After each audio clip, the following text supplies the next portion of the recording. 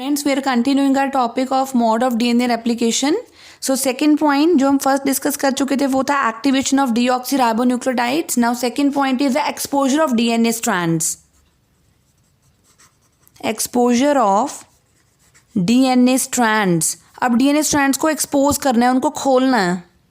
तो आपको याद होगा डीएनए स्ट्रैंड्स जो हैं वो खुलेंगे अब, और उनके ऊपर जाके कौन सा एंजाइम लगेगा? Helicase enzyme. हेलिकेज एंजाइम क्या करेगा? दो स्ट्रैंड्स ऑफ डीएनए को क्या कर देगा बेटा? अनजिप कर देगा. सी इन दिस डायग्राम. यहाँ पे आप अब देखोगे, ये देखो, ये है हमारे पास एक स्ट्रैंड डीएनए का.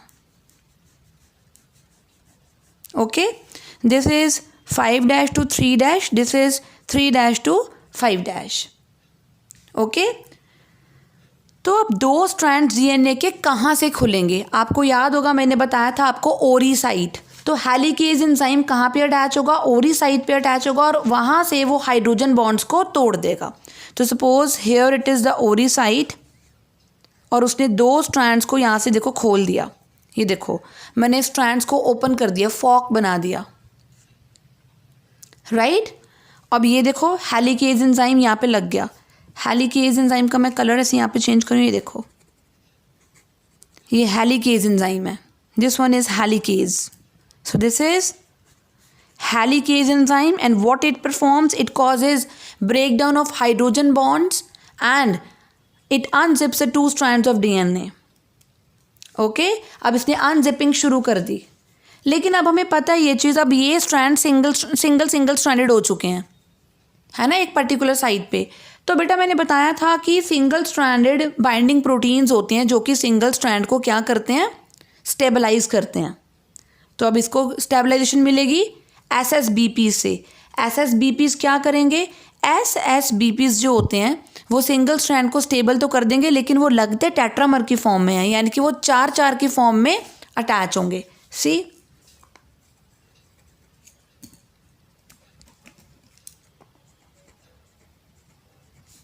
ये देखो. ओके, सो मैं स्ट्रैंड फिर से लिख रही हूँ. स्ट्रैंड की numbering, this is this and this is this. Okay, तो स्ट्रैंड ओपन हो चुका है, हेलिकेज ने ओपन कर दिया, एसएसबीपीज ने उसको स्टेबल कर दिया. राइट. और जो टोपो आइसोमेरेज है वो क्या करेगा? वो अब टेंशन रिलीव करेगा. टेंशन भी तो सुपर क्वालिंग के कारण जो होती है उसको रिमूव हो जाते हैं. ये देखो यहाँ पे मैं ड्रॉ कर रही हूँ. ये देखो, ये ब्लैक सा यहाँ पे, this is topo isomerase. Clear? Right. तो ये हमारे पास रेप्लिकेशन फॉक बन गई.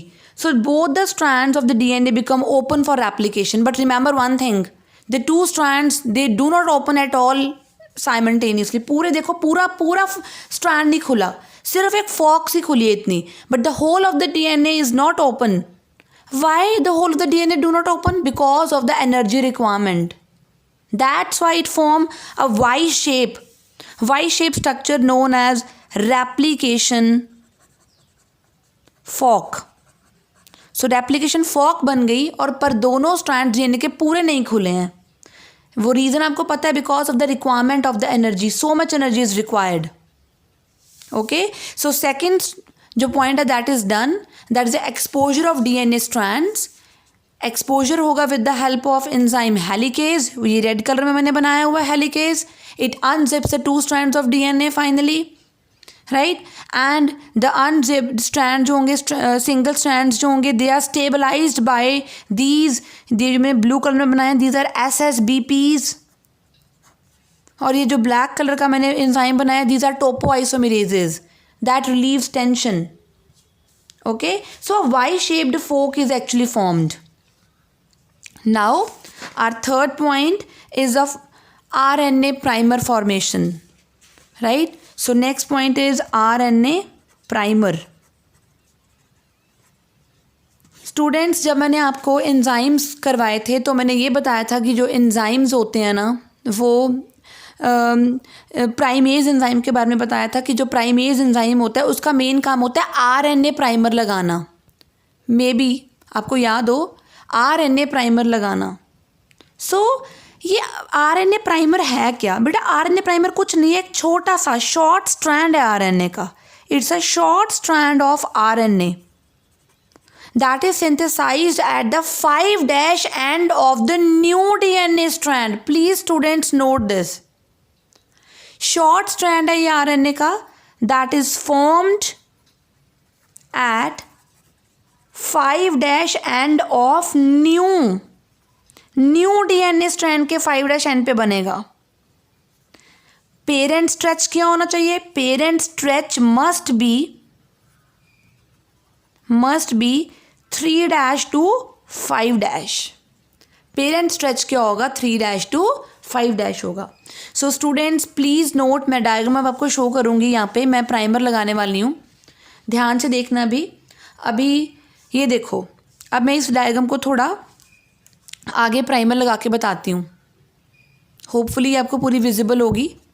सी, अब ध्यान से एक बात सुनो, मैंने क्या बोला था कि आरएनए प्राइमर न्यू स्ट्रैंड के लगेगा 5 to 3' एंड पे, पर पेरेंट का स्ट्रेच क्या होना चाहिए? 3 to 5'. ध्यान से देखो, ये वाले स्ट्रैंड पे तो प्राइमर यहाँ लगेगा, ये देखो यहाँ पे. क्यों? क्योंकि यहाँ पे नया स्ट्रैंड बनना है, ऐसे इस डायरेक्शन में नया स्ट्रैंड बनेगा स्टूडेंट्स, इस डायरेक्शन में. सी, नया स्ट्रैंड इस डायरेक्शन में बनना है, ऐसे. क्यों ऐसे बनना है? क्योंकि मैंने बोला है अभी कि जो प्राइमर होता है वो कैसे लगता है? नए स्ट्रैंड के 5' to 3' एंड पे. पेरेंट का स्ट्रेच क्या होना चाहिए? पेरेंट का स्ट्रैंड क्या होना चाहिए? 3' to 5'. Okay, clear? तो पेरेंट का स्ट्रैंड 3' to 5'. और अब नया स्ट्रैंड तो अगर पेरेंट पे यहाँ पे 3 है तो नए स्ट्रैंड में यहाँ पे तो 5' ही होगा ना, तो हमें प्राइमर यहाँ लगाना है. लेकिन अब दूसरा स्ट्रैंड देखो प्लीज़, अब इसको फिर से बड़े नोट ध्यान से करना. ये देखो 5' to 3' स्ट्रैंड ये रहा, पर मैंने क्या कहा था? कहाँ पे लगाना है? हमें लगाना है नए स्ट्रैंड के 5 to 3'. पेरेंट का स्ट्रैंड होगा 3 to 5'. मान लो अगर मैं डीएनए को यहाँ पे कट भी कर दूँ इस जगह से, सपोज करो मैंने डीएनए को इस प्लेस पे कट कर दिया, तो अगर यहाँ पे 5' है तो यहाँ पे कौन सा आएगा? 3' ना. अगर यहाँ पे 5' है, यहाँ पे कौन सा डैश आएगा? 3' ना. तो हमें प्राइमर कहाँ पे लगाना है? पेरेंट के 3' to 5' स्ट्रेच पे. लेकिन नया स्ट्रैंड कैसे बनेगा? अब ध्यान से, प्राइमर एक का यहाँ पे लगेगा, यहाँ पे, क्योंकि इसका नया स्ट्रैंड इस डायरेक्शन में बनना है, दूसरे का नया स्ट्रैंड इस डायरेक्शन में बनना है. यानी कि दोनों स्ट्रैंड जो नए बनने हैं वो बाई डायरेक्शनल बनने हैं. एक ऐसे बनेगा स्ट्रैंड, एक ऐसे बनेगा स्ट्रैंड. ओके, प्राइमर को समझना बहुत ज़रूरी है कि प्राइमर लगेगा कैसे. मैं अभी बता के चुकी हूँ आपको कि जो प्राइमर है वो नए स्ट्रैंड, क्योंकि यहाँ पे नया स्ट्रैंड बनना है, इस जगह पे नया स्ट्रैंड बनना है, तो वो नए स्ट्रैंड पे बनेगा 5 to 3' डायरेक्शन में. लेकिन पेरेंट का होना चाहिए 3 to 5'.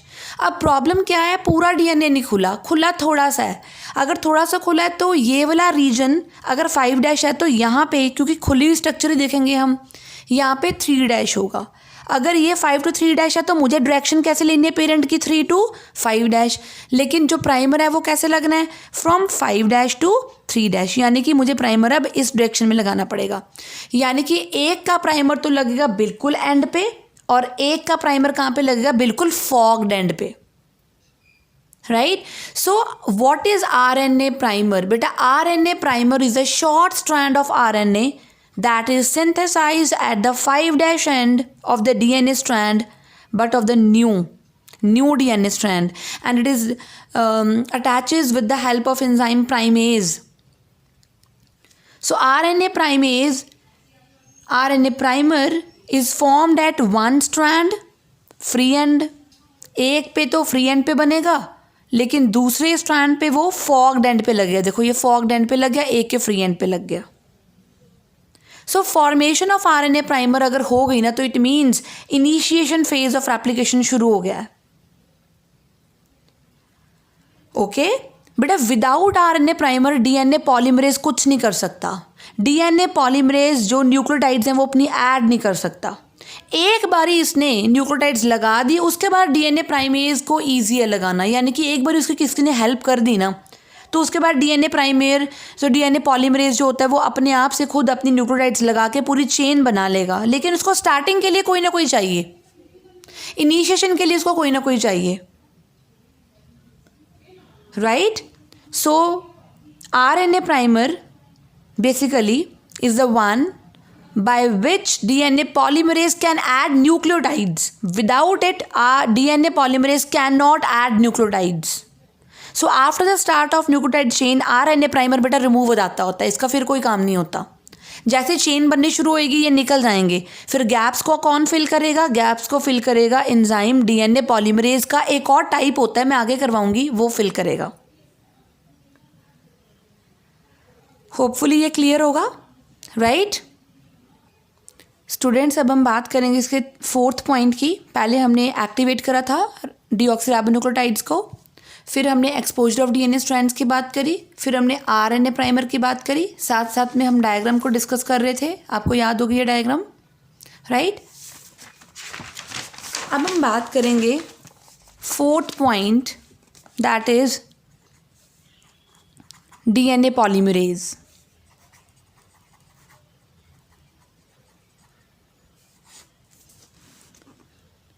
डीएनए पॉलीमरेज, यस बेटा. डीएनए पॉलीमरेज की मैं आपको टाइप्स कराती हूँ पहले. बेटा प्रोकैरियोट्स में डीएनए पॉलीमरेज की 3 टाइप्स होती हैं. मैंने आपको जब पहले एंजाइम्स कराए थे मैंने इसकी टाइप्स नहीं कराई थी, अब हम इसकी टाइप्स करेंगे.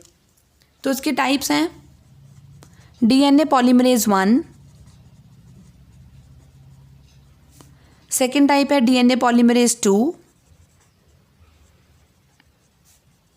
थर्ड टाइप है DNA polymerase 3rd.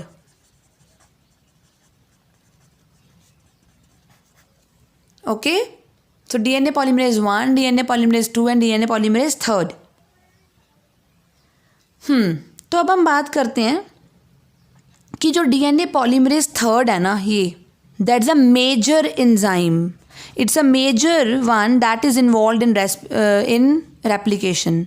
So it is a major enzyme involved in replication. Okay, whereas जो DNA polymerase 2nd है ना, right, that is a minor repair enzyme.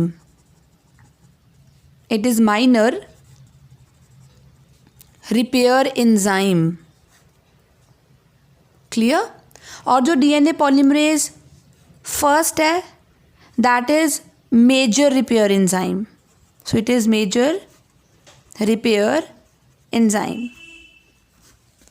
तो हमारे पास अब डीएनए पॉलीमरेज की 3 टाइप्स हैं, 1, 2 एंड 3. तो जो मेन रेप्लिकेशन में यूज़ होना है वो है डीएनए पॉलीमरेज 3rd. ओके, आपको बता दूं मैं, एक डीएनए जो पॉलीमरेज है उसकी एक स्पेशलिटी है. जो डीएनए पॉलीमरेज है ना उसकी एक स्पेशलिटी है कि उसकी एक कंडीशन है कि वो न्यूक्लियोटाइड्स हमेशा ऐड कर सकता है. किस डायरेक्शन में? Only in the direction 5' to 3'. यानी कि जहाँ पर प्राइमर लगा था नए स्ट्रैंड पे वो कैसे लगा था? 5 to 3'.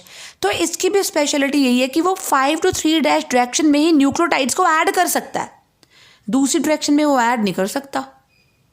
यानी कि अगर ऐसे चले एंजाइम 3 to 5' तो फिर वो पॉसिबल नहीं है. तो वो क्या करेगा? तब वो कट लगाना शुरू कर देगा, एक्सोन्यूक्लियस बन जाएगा.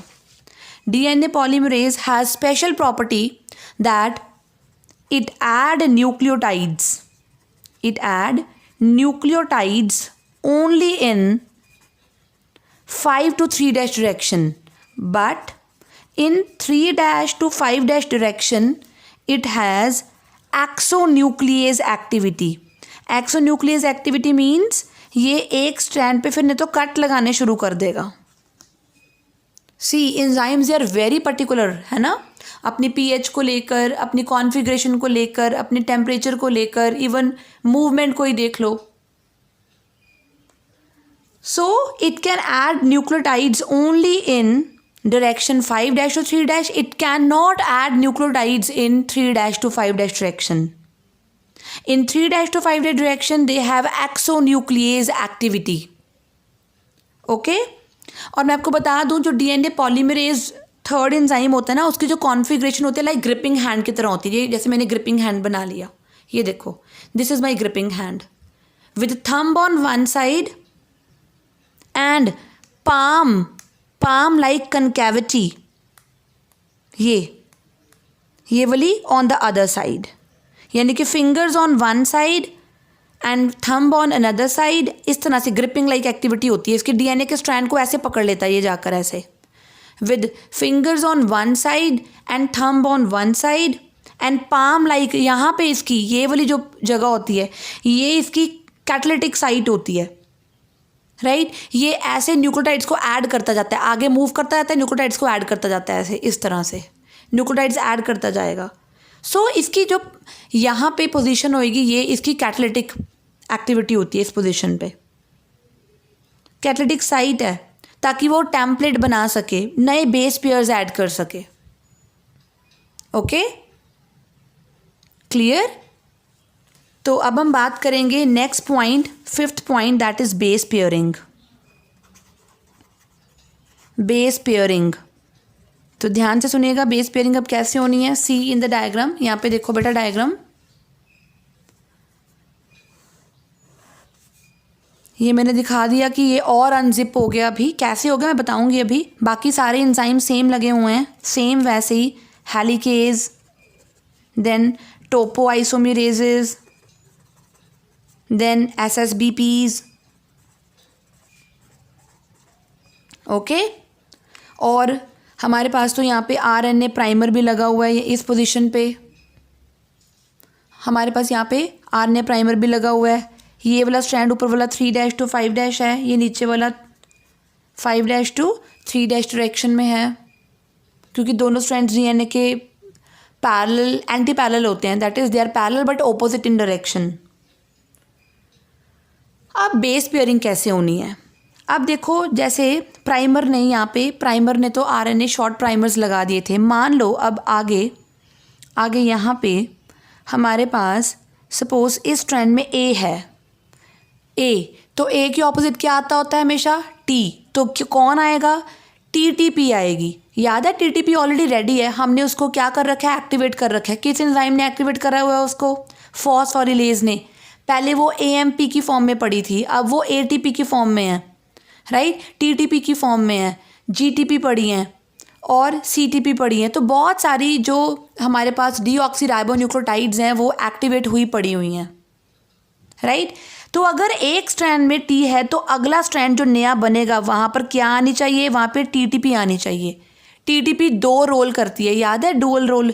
एक तो वो खुद आकर लग जाती है, एक वो बॉन्ड बनाने के लिए भी हेल्प करती है, एक वो एनर्जी प्रोवाइड करती है इस काम के लिए, प्लस साथ साथ में वो खुद भी आके लग जाती है। So deoxyribonucleotide phosphates they come to lie opposite to the nitrogen bases. जो एक्सपोज स्ट्रैंड होगा ना डीएनए का, जो खुला हुआ स्ट्रैंड है डीएनए का, देख ही रहे हो आप, खुला स्ट्रैंड डीएनए का है ना, उस पे सपोज करो ए है तो सामने टीटीपी आएगी, पर टीटीपी पहले किस में कन्वर्ट होएगी, देखो मैंने बताया था, जब वो लगने जाएगी स्ट्रैंड पे तो टीटीपी पहले कन्वर्ट होएगी टीएमपी में। पहले हमने टीएमपी से इसको टीटीपी करा, अब टीटीपी से फिर से टीएमपी हो रही है, क्योंकि ये जो पीपीआई रिलीज होएगी साथ में 2 फॉस्फेट निकलेंगे, ये एनर्जी प्रोवाइड करेंगे। एनर्जी प्रोवाइड क्यों करेंगे, यहाँ पे बेस को लगने के लिए एनर्जी प्रोवाइड करेंगे, ओके। तो बेस यहाँ पे अटैच हो जाएगा, क्लियर। तो टीटीपी जो है वो कन्वर्ट होएगी पहले, अब वो चेंज होएगी किस में, अब वो चेंज हो रही है, हाइड्रोलाइज हो रही है मैं कह सकती हूँ। तो यहाँ पे एनर्जी मिलेगी बेस को लगाने के लिए, एनर्जी मिलेगी मोनोन्यूक्लियोटाइड को लगाने के लिए, एनर्जी मिलेगी यहाँ पे थाइमिडाइलिक एसिड को लगाने के लिए। तो फॉस्फेट ग्रुप को रिमूव करना पड़ा, सेपरेट करना पड़ा, और सेपरेट पता है किसने करा, help of enzyme pyrophosphatase. So pyrophosphatase enzyme ने क्या करा, इसको टीटीपी को टीएमपी प्लस पीपीआई में कन्वर्ट कर दिया, और ये जो पीपीआई होगी यही एनर्जी प्रोवाइड करेगी टीएमपी को ए के सामने आने के लिए, ए के सामने लगने के लिए। तो आप सोचो खुद, अगर आगे अगर अब जी होगा तो सामने क्या लगेगा, सी, तो कौन आएगी हाइड्रोलाइज होने? CTP आएगी। अगर आगे कुछ भी C होगा तो उसके सामने G आएगा तो GTP आएगी। सिमिलरली ऐसे ही पायरोफॉस्फेटेज एंजाइम PPI को रिमूव करता जाएगा, एनर्जी बनती जाएगी और न्यूक्लियोटाइड्स बिल्कुल सामने ऐड होती जाएंगी। तो इस तरह से चेन बनती जाएगी इस फॉर्म में। यहाँ पे ऐसे देखो, ये नया स्ट्रैंड बनता जाएगा, राइट। तो एनर्जी किस लिए यूज़ हो रही है? Energy is use to make hydrogen bonds. हमें पता है ना, G और C के बीच में 3 हाइड्रोजन बॉन्ड होते हैं, A और T के बीच में 2 हाइड्रोजन बॉन्ड्स होते हैं, राइट। मेक श्योर आपको ये सब चीज़ें याद हैं। क्लियर? सो फॉस्फोडाइस्टर लिंकेजेस भी बन जाएंगी, हाइड्रोजन बॉन्ड्स भी बन जाएंगी, और वो कौन बनाएगा? जो एनर्जी रिलीज हो रही है। देखो कितना अजीब है, पहले हमने उनको AMP से मोनोफॉस्फेट से ट्राई करा, फिर उसे ट्राई को हम क्या कर रहे हैं, उसको मोनो में कन्वर्ट, क्योंकि एनर्जी चाहिए और वो एनर्जी निकलेगी in the form of PPI, right. तो देखो प्राइमर तो पहले लग ही चुका था, अब बस चेन बननी शुरू हो चुकी है। यानी कि हमारा नेक्स्ट स्टेप क्या होगा? 6 step chain formation.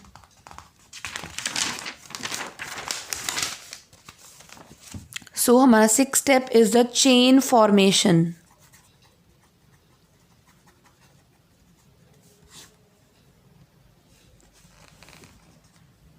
Okay, chain formation. अब चेन फॉर्मेशन कौन करेगा शुरू? चेन फॉर्मेशन करेगा शुरू DNA पॉलीमरेज थर्ड। वैसे तो ये भी न्यूक्लियोटाइड्स ने लगाई थी, 1-2 लगी अभी तो चेन बननी शुरू हो जाएगी। फिर DNA polymerase third in prokaryotes, it is use in the chain formation. तो देखो अब मैं नेक्स्ट यहीं पे बना के दिखा रही हूँ आपको फॉक। तो देखो मैंने फॉक अब बहुत बड़ी बना दी, राइट। अब मुझे एंजाइम्स लगाने हैं। ये मैंने लगा रखा है हेलिकेज, ये मैंने लगा रखा है टोपोआइसोमेरेज, और ये मैंने लगा रखे हैं SSBPs, राइट। यहाँ पे प्राइमर्स लगे थे स्टार्टिंग में, ये है 3' to 5', और ये इस डायरेक्शन में है। ये है, अगर मैं इस डायरेक्शन में देखूँ, ये 3' to 5' है, राइट। ध्यान से देखो, 3' to 5' है, और ये है 5' to 3'। प्राइमर वगैरह सब लग चुका, प्राइमर का काम हो चुका, राइट। चेन फॉर्मेशन शुरू होएगी।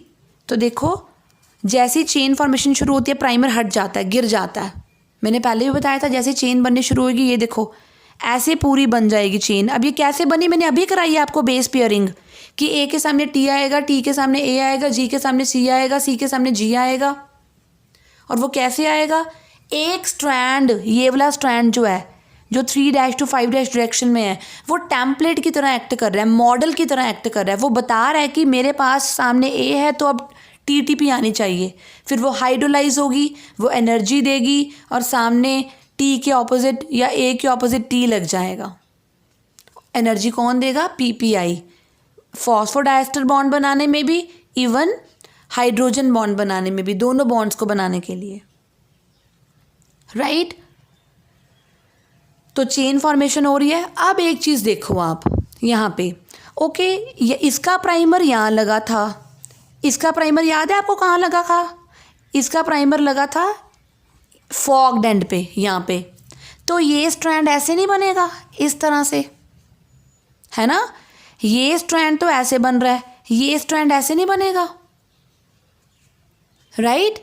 अब सोचो, ये स्ट्रैंड इतना बन गया, ये स्ट्रैंड भी इतना बन गया, अब DNA और खुल गया। चलो मैं DNA खुला हुआ दिखा देती हूँ,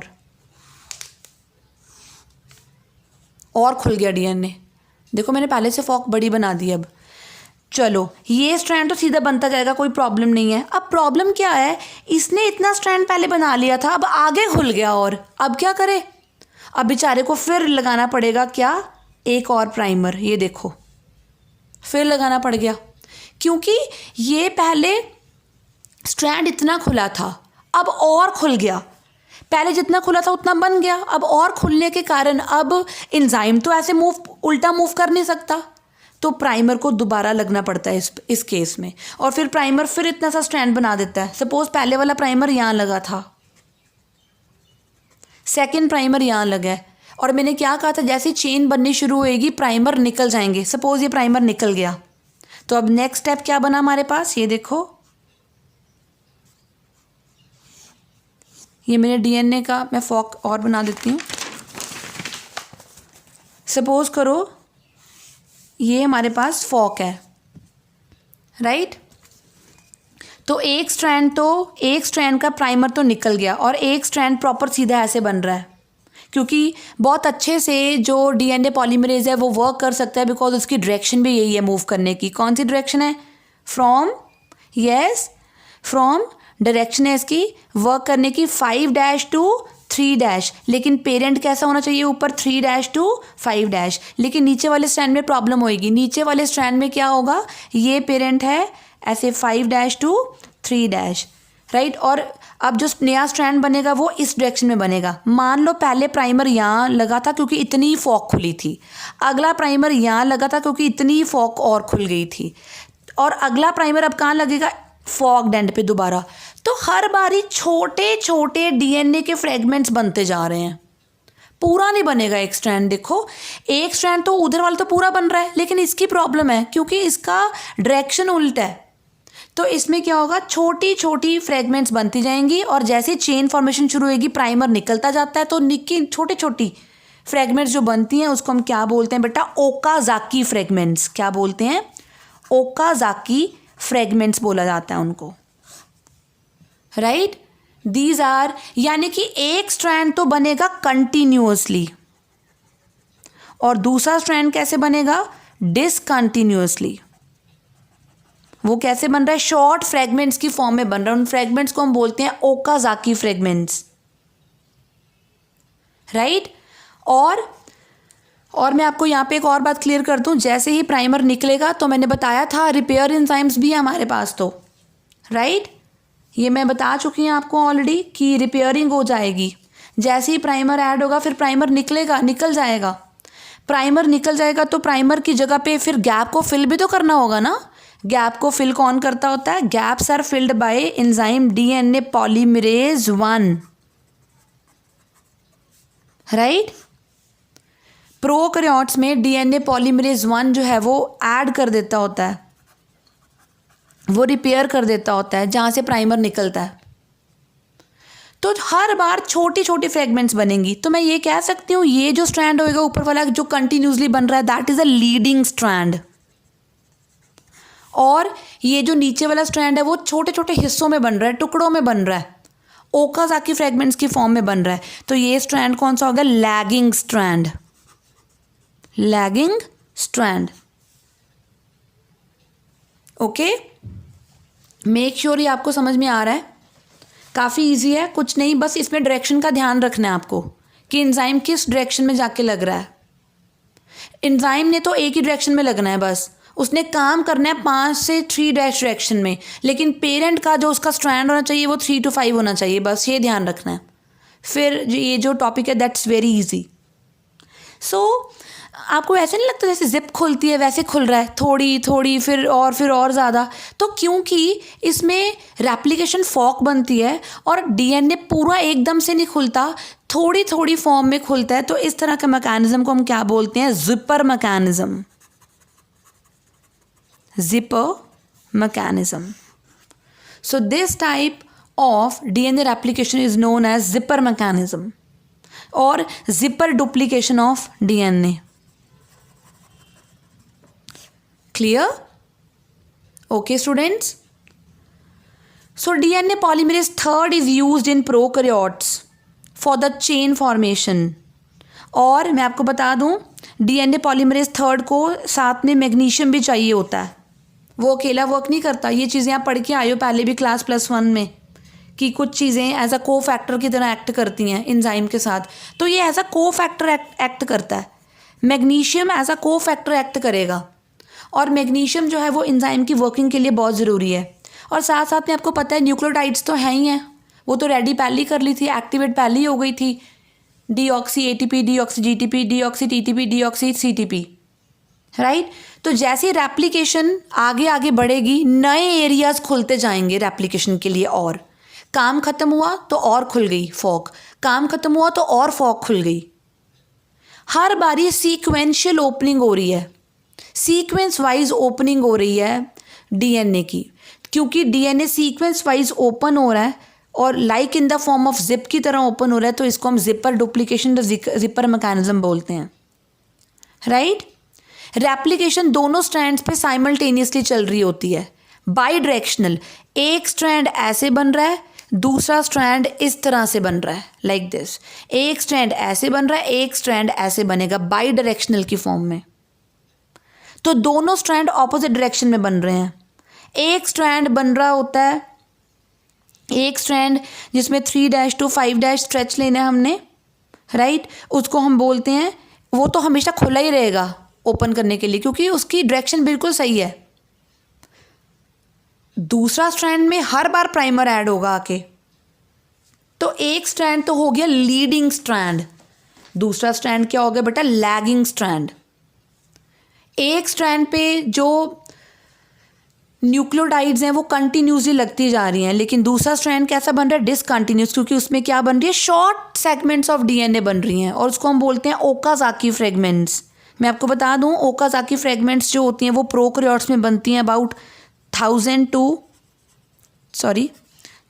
to 2000 बेस पेयर्स जितनी बड़ी बनती हैं प्रोकैरियोट्स में, राइट। बट इन यूकैरियोट्स में ये कितनी बनती हैं, ओकाज़ाकी फ्रेगमेंट्स की लेंथ कितनी होती है, 100 to 200 base pairs in eukaryotes. तो ओकाज़ाकी फ्रेगमेंट्स की लेंथ भी मैंने डिस्कस कर ली, प्रोकैरियोट्स और यूकैरियोट्स में कितनी कितनी बनेगी।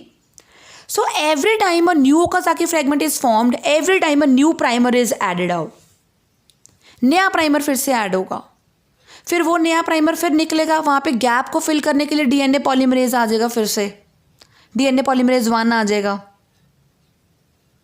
राइट। मान लो अब यहाँ पे मैं नेक्स्ट डायग्राम में दिखा रही हूँ आपको, ये देखो, सपोज ये हमारे पास फॉक है, राइट, ये मैंने फॉक दिखा दी आपको, डायरेक्शन में बता दूँ, this is 3' to 5', this is 5' to 3'।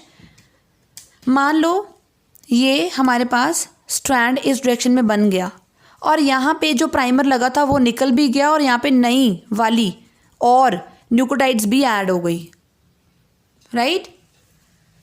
वो ऐड किसने करी है, डीएनए पॉलीमरेज 1 ने ऐड करी हैं, वो रिपेयर एंजाइम होता है। अब यहाँ पे सोचो, यहाँ पे ओकाज़ाकी फ्रेगमेंट पहले इतनी बनी, फिर एक और गैप को भरना पड़ा, फिर इतनी सी सेगमेंट बनी, फिर गैप फिल हुआ, फिर इतनी सी सेगमेंट बनी, फिर गैप आ गया, ऐसे चलता रहेगा यहाँ पे। लेकिन गैप तो फिल हो गया, लेकिन उन दोनों को इकट्ठे जोड़ना बात अलग है। देखो, एक तो होता है ये गैप है बीच में, गैप को फिल कर दिया, गैप को तो फिल कर दिया, उसको आपस में गैप के बीच में जो न्यूक्लियोटाइड्स आई हैं उनको जोड़ना भी है स्ट्रैंड के साथ। और वो जोड़ने का काम कौन करता है, जोड़ने का काम करता होता है डीएनए लाइगेज। मैंने स्टार्टिंग में ही बता दिया था आपको, डीएनए लाइगेज निक्स को सील करता है, जो कट स्ट्रक्चर होती है उसको सील करता है, गैप नहीं फिल करता। गैप फिल करने का काम किसी और एंजाइम का है, निक को सील करने का काम होता है डीएनए लाइगेज का। So DNA ligase, it seals the nicks, right, it seals the nicks in the final replication product. Okay, मैंने यहाँ पे बाकी एंजाइम्स नहीं बनाया, ये हेलिकेज है, ये हमारे पास यहाँ पे टोपोआइसोमेरेज है, ये SSBPs हैं, डीएनए पॉलीमरेज होगा, डीएनए पॉलीमरेज है ये। सो एंजाइम्स मैंने ऑलरेडी पहले भी दिखा दिए थे आपको। तो एक स्ट्रैंड तो बनेगा कंटिन्यूस, एक स्ट्रैंड बनेगा डिसकंटिन्यूस। तो मैं अब कह सकती हूँ कि जो डीएनए रेप्लिकेशन है वो कैसी है, सेमी डिसकंटिन्यूस है। कैसी है, सेमी डिसकंटिन्यूस। स्टार्टिंग में जब मैंने बोला था कि मैं बताऊंगी सेमी डिसकंटिन्यूस कैसे, वो मैं बता चुकी हूँ। अब इस डीएनए रेप्लिकेशन का लास्ट पॉइंट है, that last point is 7th point, proof reading and DNA repair. Proof reading and DNA repair. हाँ जी स्टूडेंट्स, तो देखो, अब इमेजिन करो यहाँ पे डीएनए पॉलीमरेज न्यूक्लियोटाइड्स ऐड करता जा रहा है। बेटा ऐड करता जा रहा है, हो सकता है बाय मिस्टेक कोई गलत न्यूक्लियोटाइड ऐड होगी तो क्या होगा, sometimes a wrong base is introduced. Yes, it is possible, sometimes a wrong base is added. और पता है उसकी पॉसिबिलिटी कितनी है, उसकी पॉसिबिलिटी है, उसकी फ्रीक्वेंसी है जैसे 1 in 10,000, 10,000 बेसिस के पीछे एक कई बार गलत ऐड हो सकता है। और आपको पता है डीएनए पॉलीमरेज इतना अच्छा एंजाइम है, डीएनए पॉलीमरेज उसको सेंस भी करता है, सेंस करता है उसको। पता क्या होता है, देखो जैसे ये एंजाइम है, ये ऐसे मूव कर रहा है, पहले ऐड कर रहा है न्यूक्लियोटाइड्स इस तरह से, फिर वो जब पूरी डीएनए रेप्लिकेशन कर लेता है फिर वो बैक डायरेक्शन में मूव करता है लाइक दिस, दोबारा आता है सेंस करने लाइक दिस, सेंस करने आता है कि कहीं कोई गलत ऐड तो नहीं हो गया। अगर गलत ऐड हो गया, देखो अब इसकी डायरेक्शन चेंज हो गई, जब पहले इस तरह से जा रहा था तो ऐड कर रहा था 5 to 3 डैश डायरेक्शन में, अब जब इस डायरेक्शन में आ रहा है लाइक दिस, इस डायरेक्शन में आ रहा है, अब उसकी डायरेक्शन है 3 डैश to 5 डैश, अब वो एक्सोन्यूक्लियस एक्टिविटी शो करता है, मैंने पहले भी बताया था। तो वो रॉन्ग बेस को सेंस भी करता है, उसको कट भी लगाता है, उसको निकाल भी देता है, right. So DNA polymerase sense the wrong base, it goes back, वापस जाता है, it goes back and removes it, वो रिमूव क्यों करता है, बिकॉज मैंने आपको बता दिया कि उसकी एक्टिविटी जो होती है 3 डैश to 5 डैश डायरेक्शन में एक्सोन्यूक्लियस वाली होती है, कट लगा सकता है, वो निकाल भी सकता है, राइट। तो अगर तो डीएनए पॉलीमरेज से खुद गलती हुई हो लगाने में बेस को, फिर तो वो खुद ही निकालता है। सपोज करो कोई म्यूटेशन आ गई, राइट, यूवी रेडिएशंस के कारण कोई बेस चेंज हो गया, तो अगर यूवी रेडिएशंस के कारण कोई बेस में गलती हो गई तो क्या होगा, तो मैं आपको बता दूं, या कोई म्यूटेशन के कारण हो गया तो डीएनए पॉलीमरेज थर्ड नहीं सेंस करेगा, अब उसको कौन सेंस करेगा, अब इसके लिए कोई और है, इसके लिए डीएनए पॉलीमरेज 1, ये तब काम होगा डीएनए पॉलीमरेज 1 का। ये डीएनए पॉलीमरेज 1 जो है वो क्या करता है, कट लगाता है, रिमूव करता है और रॉन्ग को निकाल देता है, रॉन्ग वाली को निकाल के नई वाली ऐड कर देता है। So DNA polymerase 1 removes the mismatched or the wrong nucleotide and synthesises the correct nucleotide in its place, right. और फिर जो मैंने जैसे निकालेगा, फिर मैंने बताया था ना सील भी करना पड़ेगा, फिर लाइगेज जो होता है उसको क्या कर देगा बेटा, लाइगेज अल्टीमेटली उसको सील भी कर देगा, क्लियर। तो students this is very very important, most important topic DNA replication. कई बारी आपको सिर्फ रेप्लिकेशन फॉर्क की स्ट्रक्चर ड्रॉ करनी आती है, या कई बारी सिर्फ एंजाइम्स पूछे होते हैं, या कई बार पूछा जाता है कि why one strand synthesise continuously another discontinuously, what is the reason behind this. तो ये सारी चीज़ें आपको इस वीडियो से क्लियर हो जाएंगी अब, राइट। स्टूडेंट्स ये वीडियो अब थोड़ी सी बड़ी बनी है, तो हो सके तो वीडियो को हाफ ऑफ करके भी देख सकते हो आप, हाफ एक टाइम पे देख ली, फिर 1 घंटे बाद आधी देख ली, इट्स योर विश, ओके। तो स्टूडेंट्स होपफुली ये टॉपिक आपको क्लियर हो गया होगा। Bye bye.